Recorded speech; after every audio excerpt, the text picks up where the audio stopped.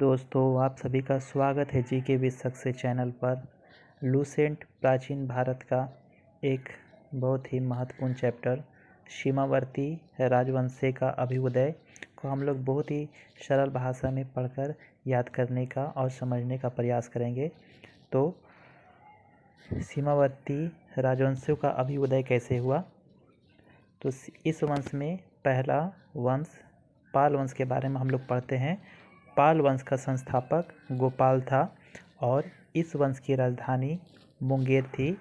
पाल शासक बौद्ध धर्म के अनुयायी थे। ठीक है, तो पाल वंश के बारे में 3 महत्वपूर्ण प्रश्नों को हम लोगों ने देखा कि इस वंश के संस्थापक गोपाल था और इस वंश की राजधानी मुंगेर थी और ये पाल शासक जो थे बौद्ध धर्म के अनुयायी थे। गोपाल उदंतपुरी विश्वविद्यालय की स्थापना की थी और पाल वंश का सबसे महान शासक धर्मपाल था जिसने विक्रमशिला विश्वविद्यालय की स्थापना की थी। कन्नौज के लिए त्रिपक्षीय संघर्ष पाल वंश, गुर्जर प्रतिहार वंश और राष्ट्रकूट वंश के बीच में हुआ था। तो अधिकतर प्रश्न देखने को मिलता है कि कन्नौज का जो त्रिपक्षीय संघर्ष किसके किस बीच में हुआ था, तो पाल वंश, गुर्जर प्रतिहार वंश और राष्ट्रकूट वंश के बीच में हुआ था। इसमें पाल वंश की ओर से सर्वप्रथम धर्मपाल शामिल हुआ था।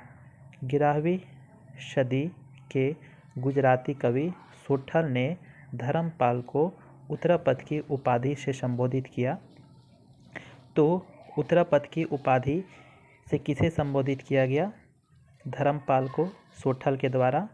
सोमपुर महाविहार का निर्माण धर्मपाल ने करवाया था। उदंतपुरी बिहार का प्रसिद्ध बौद्ध मठ का निर्माण देवपाल ने करवाया था। जावा के शैलेंद्र वंशी शासक बालपुत्र देव के अनुरोध पर देवपाल ने एक नालंदा में बौद्ध विहार बनाने के लिए 5 गांव दान में दिया था। गौड़ रीति नामक साहित्यिक विद्या का विकास पाल शासकों के समय में हुआ था।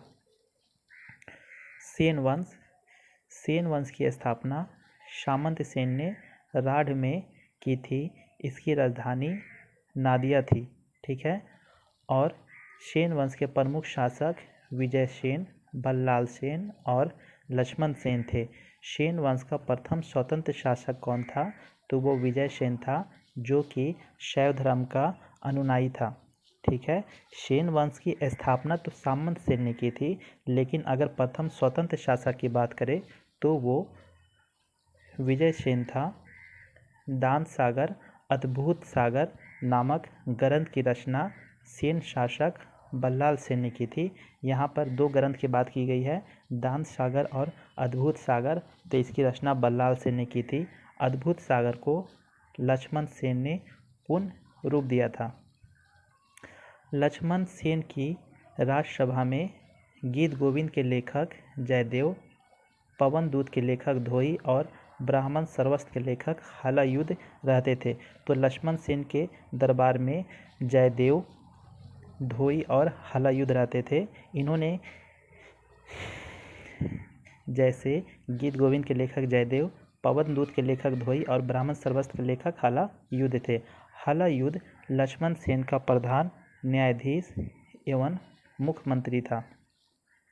विजय सेन ने देवपाड़ा में प्रबुद्धनेश्वर के मंदिर की स्थापना की।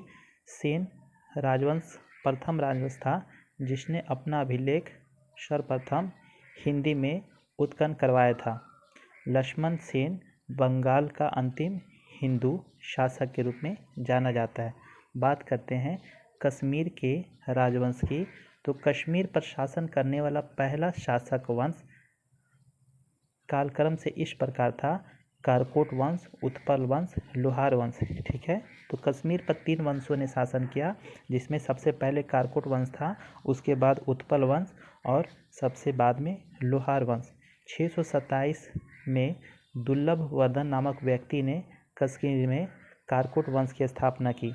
ठीक है, तो कारकोट वंश की स्थापना किसने किया? दुर्लभ वर्धन ने किया। हेंग शान ने उसके शासनकाल में कश्मीर की यात्रा की थी। कारकोट वंश का सबसे शक्तिशाली राजा ललितादित्य मुक्तापिंड था। कश्मीर का मार्तंड मंदिर का निर्माण ललितादित्य मुक्तापिंड के द्वारा करवाया गया था। कारकोट वंश के बाद कश्मीर पर उत्पल वंश का शासन हुआ और इस वंश के संस्थापक अवंती वर्मन थे। अवंतीपुर नामक नगर की स्थापना अवंती वर्मन ने की थी। अवंती वर्मन के अभियंता सुई ने सिंचाई के लिए नहरों का निर्माण करवाया था। 980 ईस्वी में उत्पल वंश की रानी दिद्धा ने एक महत्वाकांक्षी शासिका के रूप में उभरी और उत्पल वंश के बाद कश्मीर पर लोहार वंश का शासन हुआ। लोहार वंश का संस्थापक संग्राम राज था। संग्राम राज के बाद अनंत राजा हुआ और उसकी पत्नी सूर्यमती ने प्रशासन को सुधारने में उसकी सहायता की। लोहार वंश का शासक हर्ष विद्वान, कवि तथा कई भाषाओं का ज्ञाता था। कलहन हर्ष का आश्रित कवि था। जय सिंह लोहार वंश का अंतिम शासक था जिसने 1128 ईस्वी से 1155 ईस्वी तक शासन किया। जय सिंह के शासन के साथ ही कलहन की राज तरंगिणी का विवरण समाप्त हो जाता है।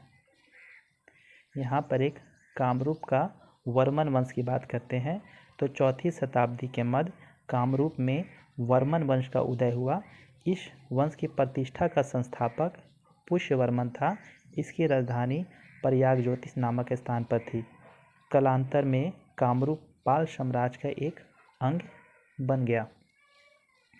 तो इस पॉइंट के साथ हम लोगों ने इस चैप्टर में जो भी प्रमुख सीमाओं पर राजवंश थे उसको पढ़ा और समझा। ये वीडियो आपको कैसी लगी प्लीज़ कमेंट करके ज़रूर बताएं। Thank you.